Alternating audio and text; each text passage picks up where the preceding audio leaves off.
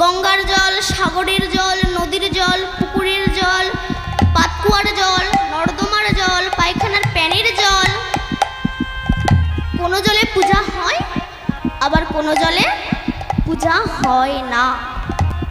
আচ্ছা, সাগরে তো অনেক জল থাকে, ওই জল খেলে কি পিপাসা মেটে?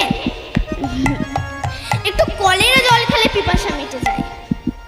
তেমনি জগতে অনেক ধনী ব্যক্তি আছে, আমি সবার কথা বলছি না, প্রায় জন দেখবে জগতে অনেক ধনী ব্যক্তি আছে, তাদের সঙ্গে মিশে আত্মার তৃপ্তি হয় না।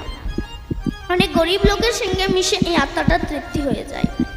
এই জন্য তো বলছি, কোনো জলে পোকা হয়, কোনো জলে পোকা হয় না। তেমনি কোনো মানুষের সঙ্গে মিশলে অহংকারের পোকা তৈরি হয়, আবার কোনো মানুষের সঙ্গে মিশলে অহংকারের পোকা মরে যায়। আচ্ছা, সবই যদি জল হবে, পায়খানার প্যানের মধ্যে যে জল আছে, ওই জল আপনি এক কাপ তুলে নিয়ে চা করে খান, দেখিনি পারবেন না। কেন?